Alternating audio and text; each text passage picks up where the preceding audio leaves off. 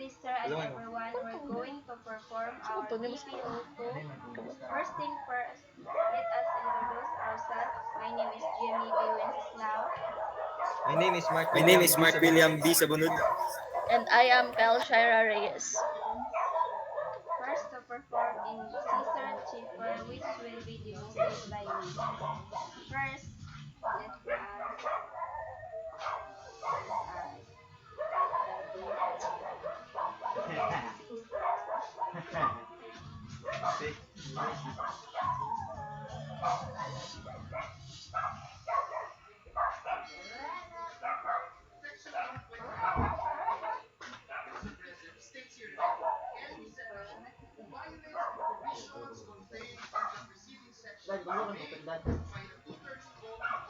let us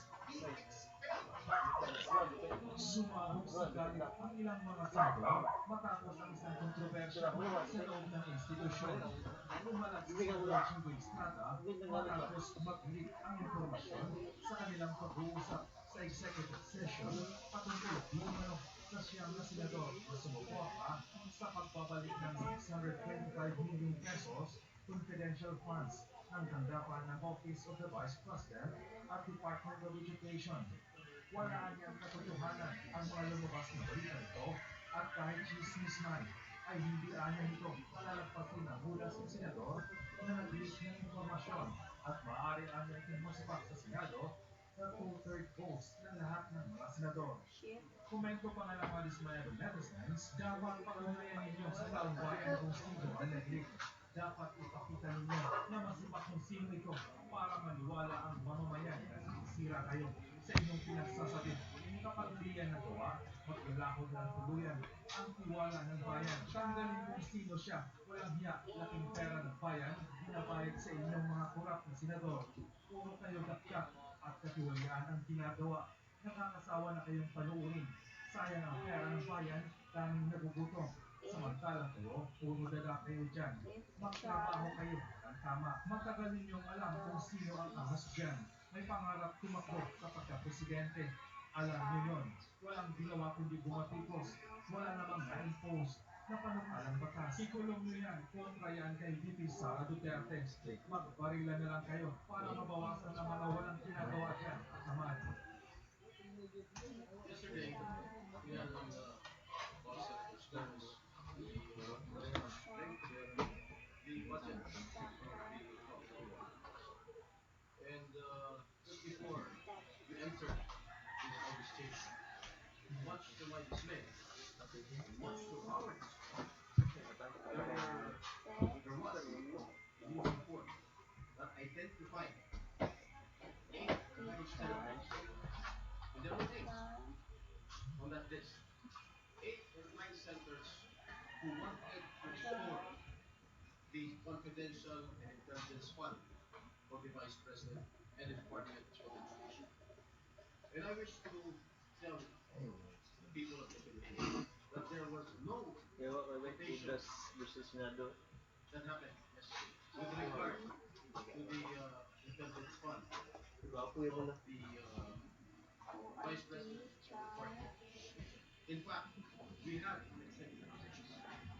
And I do not know who of our colleagues our conversation with this leader. I have been a senator here for more than 10 years. And this is the first time that I encountered a scoop or a teaching. I do not know, I do not want to name names. A violation. And the majority floor leader will expound on it. Mr. President, we tackled, we discussed lengthily for almost 2 hours the schedule, etc. of the budget of the department. We never touched, we never voted with regard on intelligence fund and confidential fund. In fact, we agreed unanimously to remove all the confidential intelligence fund, not only the Vice President, including not only that, but the Department of Education, but all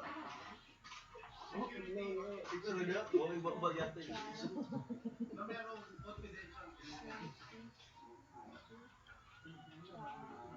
Mr. President, I will just read.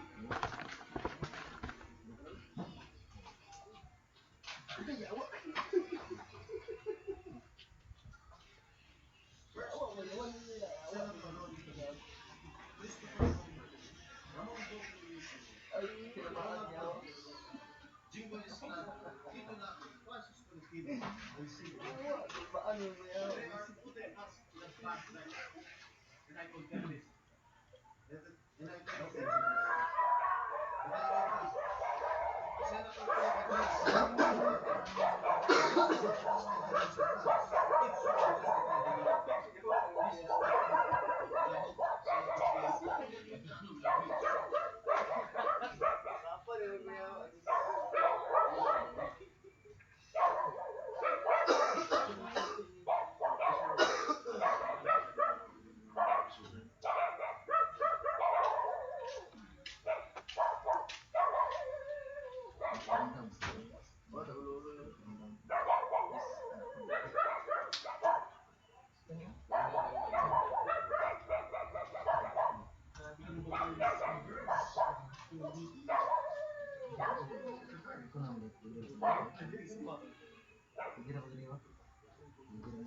Mr. President, please proceed. Thank you, Mr. President.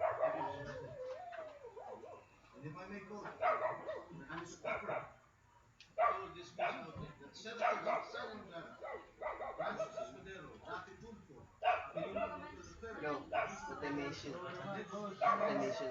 Made statement of Duterte's secret location, which were lodged underground. Nakalipa, nag-iibatos. And in the department of the Mali po itong recording.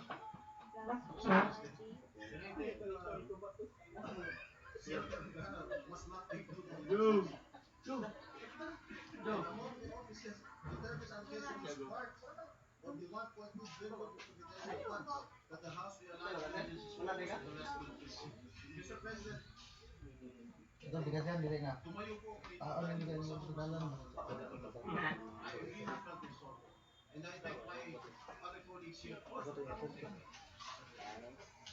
And Mr. President, I stand before you and I want to make this recommendation, maybe to talk to this media outlet, to some of this media outlet, and ask them who among us violated our rules, who among us leaked what transpired in our executive session. That's all, Mr. President. Thank you, Senator George. Recognize the other members. With respect to the Senator Kennedy, for 6 to 12 years, and a member of Congress for 9 years. And when we say executive session, we are bound by rules of both the House of Representatives and when I was in the House of Representatives and rules of the Senate when I was elected as a Senate. Before I recognize the majority leader on the repercussions of violating the rules, I would just like to put on record as well. We had a healthy discussion. There was a healthy discussion on how we would change this budget, particularly on the confidential intelligence. It's not fair to say that one group was for this and one group was for that. Because in the end, ang mga sinabi ni Senator Estrada, we were united in the committee report that the good gentleman from Aurora will be presenting today. We are in full support of this committee. Now, I'm very alarmed at the fact that while we were leaving, we had a meeting with the leadership, Senator Joel Villanueva and Senator Laura Legarda, because of the implications of leakages during the executive session. The executive department and sensitive agencies of government may no longer by all information in the executive session if they know somebody might be yes,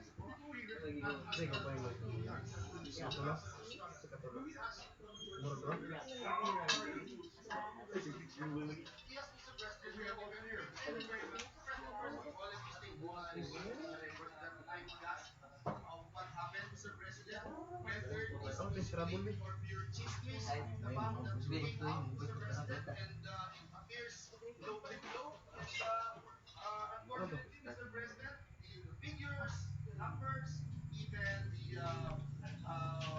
the names that were mentioned were disoriented, Mr. President. I would just like to put into the record of this chamber, Mr. President, what our rules say about executive session. Rule on section 126 of our rules, Mr. President. Mr. President, section 129 of our rules, Mr. President, states that every Senate violates the provisions contained in the preceding section may, by a two-thirds vote of all the senators, be expelled from the Senate. And if the violator is an official or employee of the Senate, he shall be removed.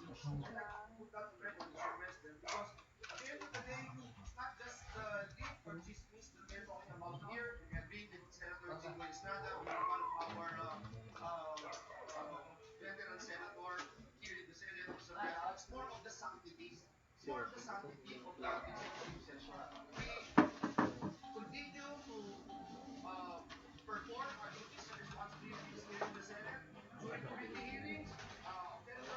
You would call for executive session. Then paano tayo pagtitiwalaan ng mga nasa executive? Paano tayo pagtitiwalaan ng ating taong bayan kung ang ating executive session ay nangyayari po yung mga ganitong pangyayari, Mr. President. So again, Mr. President, let me They had majority floor leader. Section 28 of the proceeding section is very important.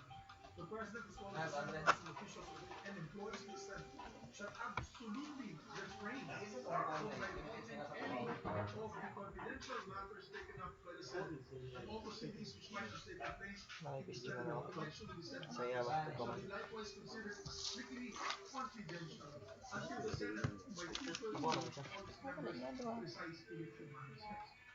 So ganun katindi yung rules natin. very clear, Mr. President. Crystal clear. Senator Jingo is speaking the floor. Senator Scott, Thank you, Mr. President. I would like to associate myself with the comments made by the majority leader. Kahit chismis yan, gossip yan, walang problema sa akin. Ang problema bakit paano lumabas sa isang media outlet yung mga nag-transpire sa ating usapin kahapon. So, that is for me, that is the most important. Thank you, Mr. President. thank you very much. Senator Minority Floor Leader. Senator Bato de la Rosa is Maybe we can give the Minority Floor Leader first a few of my yes, Mr. President. The minority leader. Thank you, Mr. President. Ako na, ngayon ko lang po nabasa din sa point niya ako sa report. Kasi sabi doon na against ako sa restoration of CF ng Office of the Vice President. Tama yun. Kulang. Kasi kahapon ako sinasabi ko, tanggalin din ang intelligence fund ng Office of the President. Ipakidagdag sa kasi ang Office of the President is a civilian office. Nakabalikan. Tigas papa. And I'm not Tigas papa. Asa akong Paris. Ito may kumulit. So, yes, Senator Bato de la Rosa is Bagay kasi mga kaya. It is very unfortunate.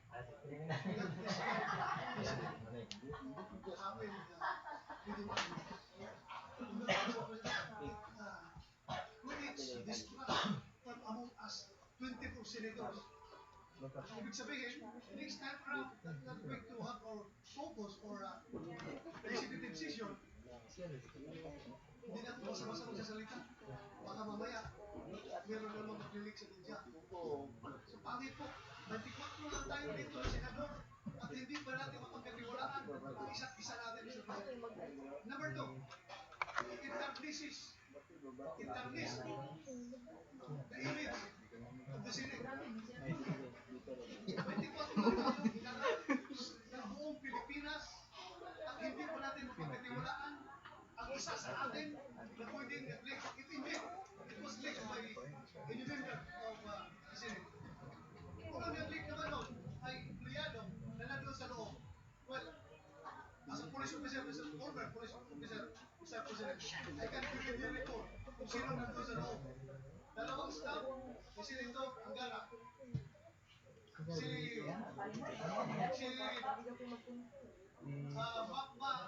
Mavic, Atty. Mavic, at may isang kasama si Atty. Mavic na babae. So apat silang nalaman ko na nandun sa loob. So importante dito, dapat we have to make into account yung tao na responsable dito. Hindi lang na mag-send ng stern warning sa kanila. Kundi the damage has been done. Lumabas na yung balita niya, nasira nga kung sino ka masira, but I don't care. Masira ang reputasyon ko. At sa akin lang, to-preserve yung ating reputasyon sa sinin. Hindi mo magagawa yung hindi ka magkakatiwala rin. Ba't di pa tulad yan gusto mo sila?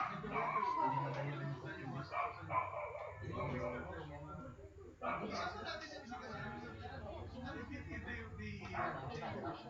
I can ask Senator Nancy Pinay, who is the chairperson of the Committee on Ethics, to look into this post, into this Yes, I support, Mr. President, I support the call of Senator Chico Estrada that yung source nitong views na ito, if it is a politiscope, he has to be told that before a hearing, malaman natin kung sinong source niya.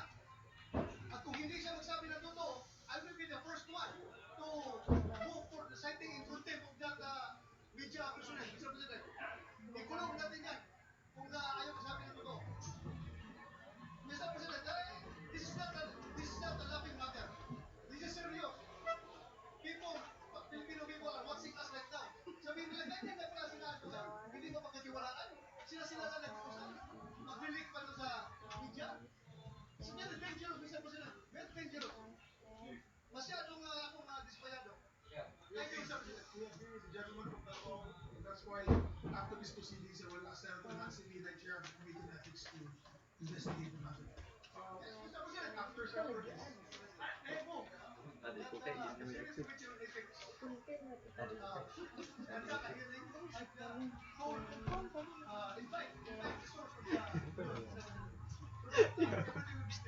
Mr. President, let me add myself to the observation and recommendation of the Senate President Pro Tem. I did not stand up raise my hand with the intention of clearing any statement I made. I did not even read that. I didn't bother to read the respective articles. I don't. So, nung nabanggit ko yung pangalan ko, nagugulat lang ako. Bother reading those articles. And what I will say is this. I will say it not because really what I said. I agree with Senate President Pro Tem that that's discussed here. Right? Even the rules doesn't even make an exception. Does not even allow a senator to say that we just read what I say. Walang ganun exception, majority ruling, correct? So I cannot stand up here and say, I will just be responsible for my statement. Hindi po yung sinabi ko. Hindi tayo allowed na exception sa rules natin na tumayo ang isang senador at sabihin, yung aking sinabi ko ito. Hindi ba nagkaroon ng opportunity yung ibang 23 senators to explain what they said or what they thought? Because precisely, the rule is lahat tayo corrected. At kaya ang parusa doon, ang mabigat na parusa na expulsion from the Senate. So, ang focus ko ay simple. Chairman ako ng isang mahalagang committee na nag-hearing ng budget na yan. DepEd, Budget, DOH, and attached agencies. So, ang issue of Prudential Fund, Intelligence Funds, or kung ano pa man, tanong ng mga senador sa floor, yung mga tanong nila tungkol doon, para makapag-desisyon ng bawat senador, kung ano ang hindi nila nararapat na gawin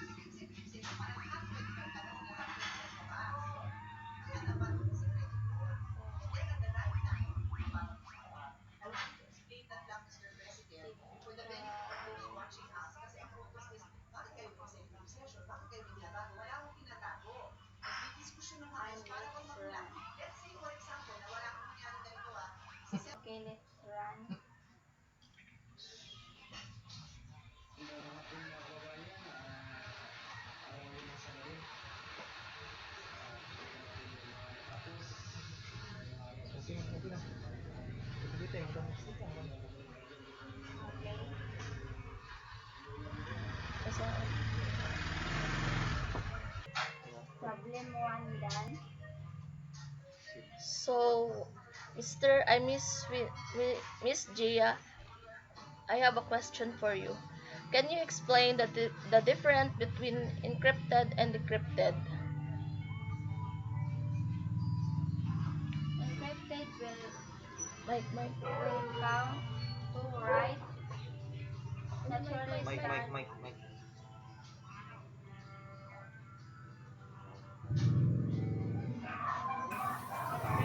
Encrypted will count to write naturally start with letter A. Meanwhile, the decrypted will recount left start with letter Z. Okay, thank you. So the next so the next per so the next will be Mr. William Sabunod to perform the problem 2. So, So, okay. So okay. now So now I demonstrate will demonstrate the the remark of the remark final of grade. the final grade. So,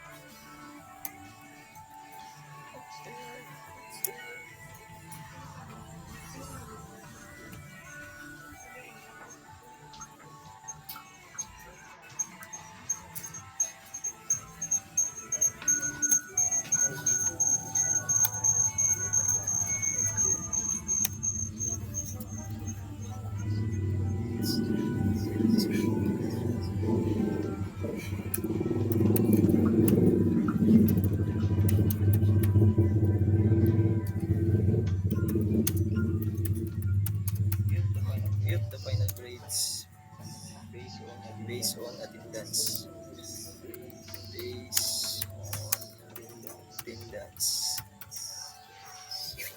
That's thesis and task performance.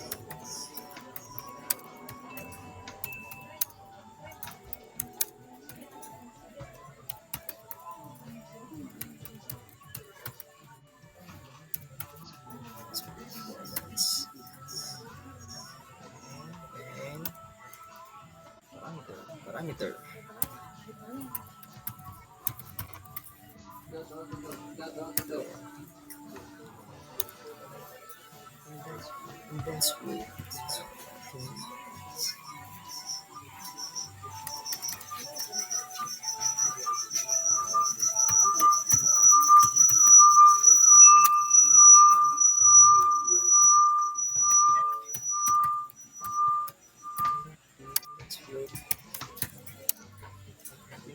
Attendance score out of 100.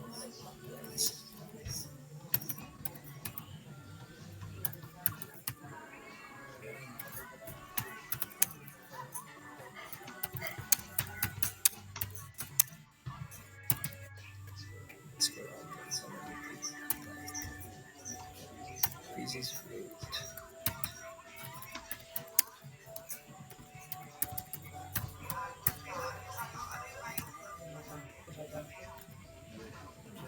Thesis rate.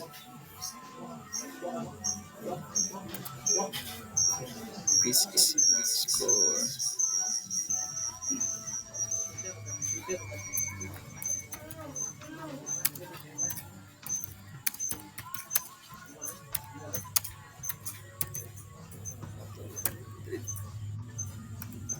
Task task performance bro.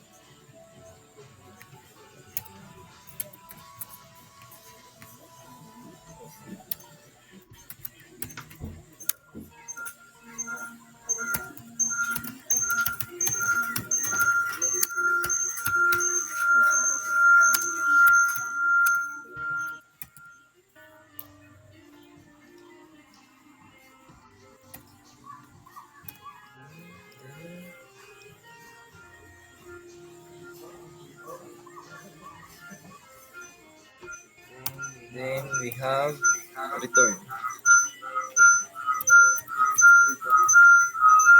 Sabi.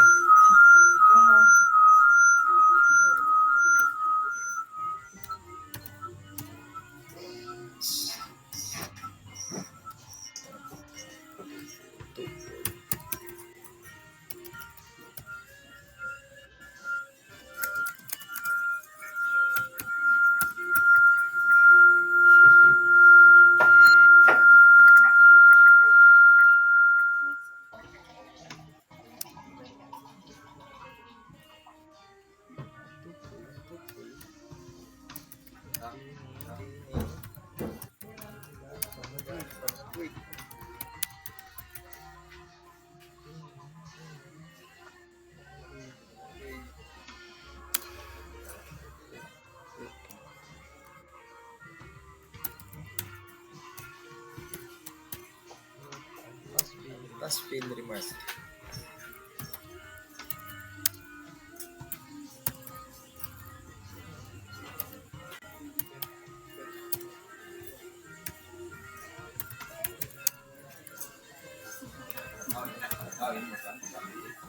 Nice.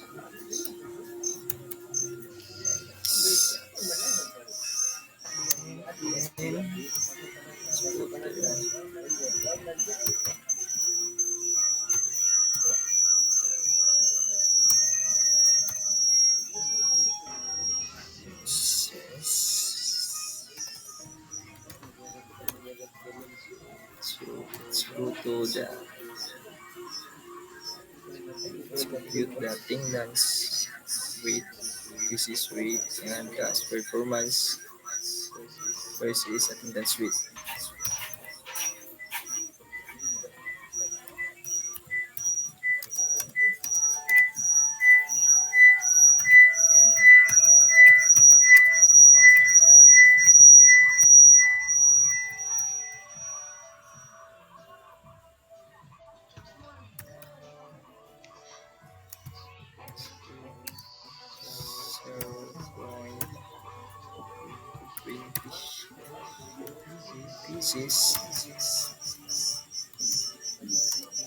Thesis weight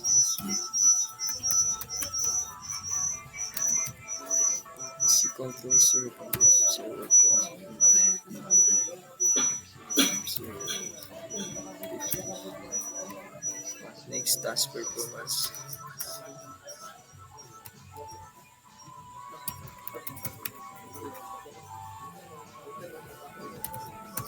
Task performance weight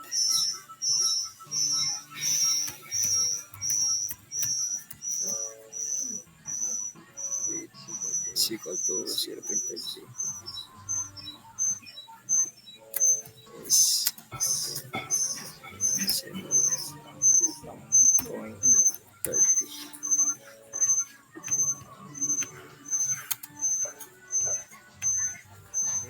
Then let's go to total score.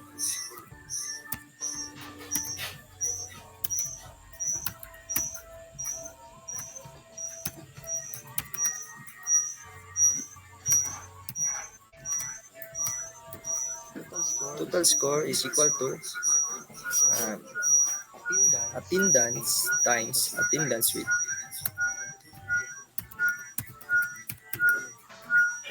Attendance times attendance rate. With then close and open parenthesis plus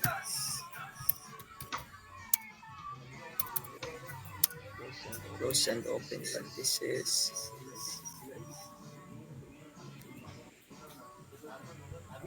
quizzes times quizzes rate.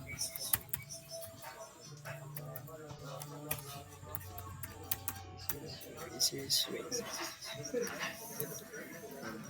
And again plus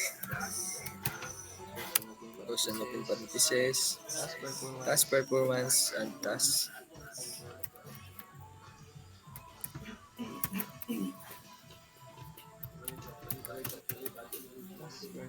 performance times task performance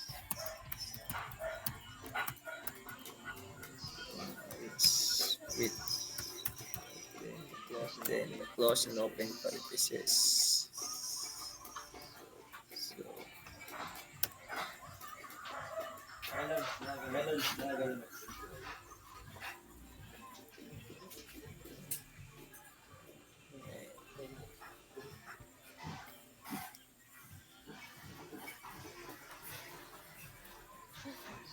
so if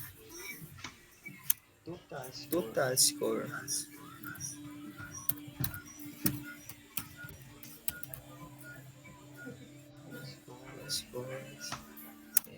is greater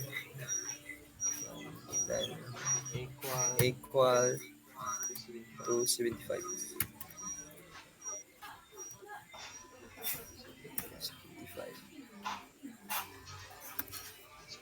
Spot a remark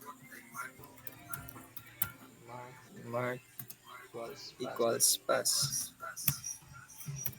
equals pass.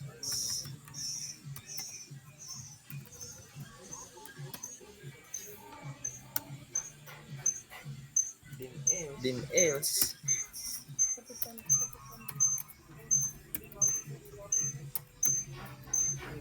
is remark equal fail.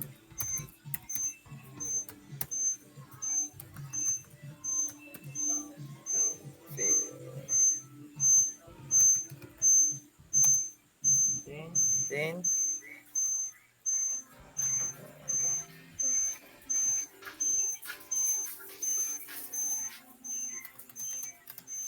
return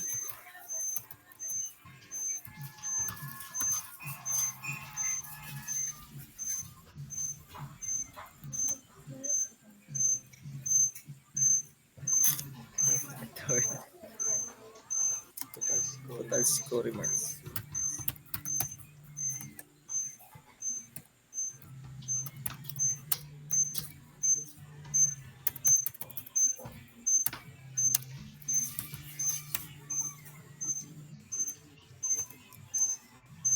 So for the attendance score is equal to 5.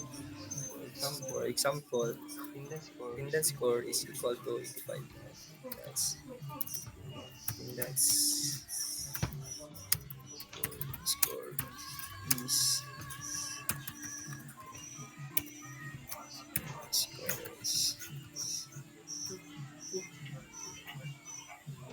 for equal to 85.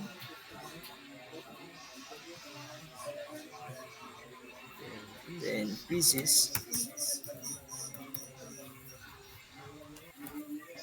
score is equal to 75 plus performance score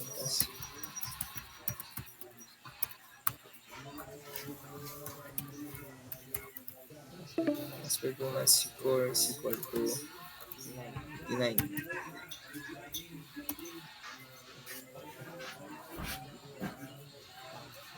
Let's put here 80 only. 80. Then final grade, mark.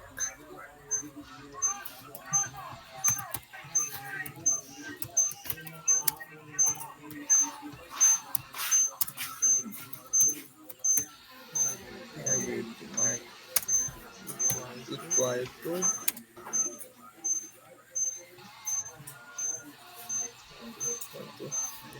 compute final grade.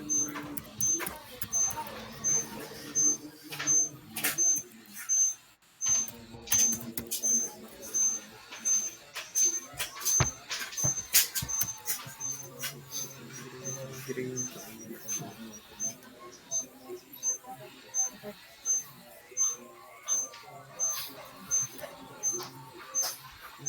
Final score.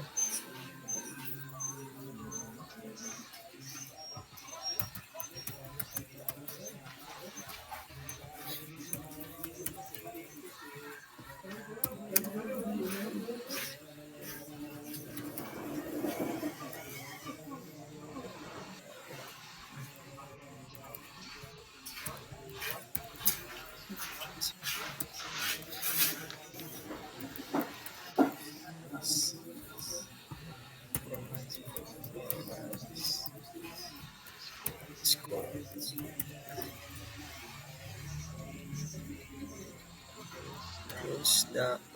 Close parenthesis. Then let's print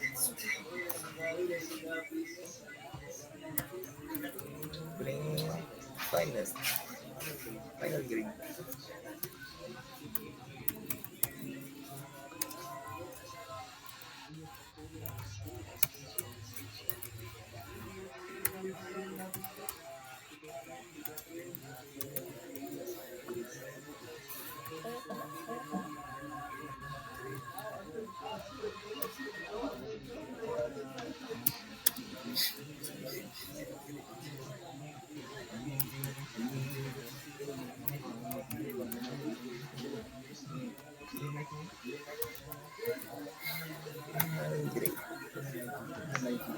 And print.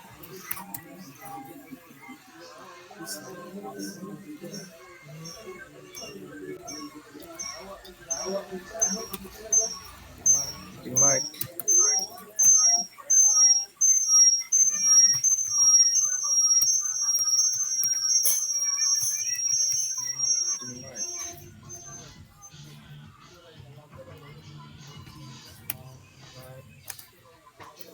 Remark.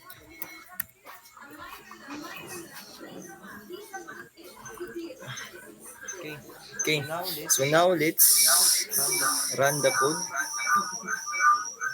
Let's try run the code.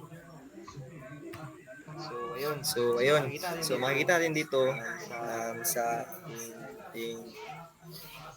kita rin my final grade is 78.5 and the mark is pass.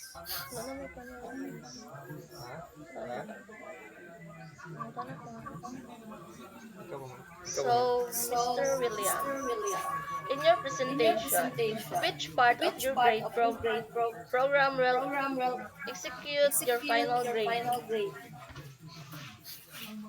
Okay. Thank you for the wonderful question, Miss Shaira Reyes.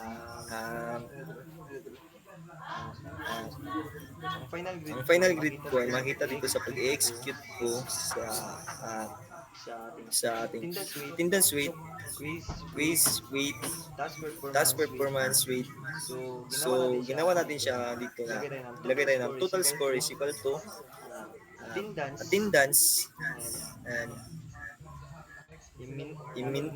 multiply tayo ng attendance times attendance rate. Then, lagay tayo ng plus thesis times quiz weight. Then, again, plus class performance times class performance rate. So, ito makikita rin, meron siya dito mga grades. So, pag execute natin, makita natin yung final grade na 78. So, magitan ng pag natin ng mga scores. So, yun lang po. Salamat sa tanong, Miss Sarah. So, okay na? Yes. Okay. So, that's all, sir. And thank you. Have a good Have a day. good day and God bless. Stop share.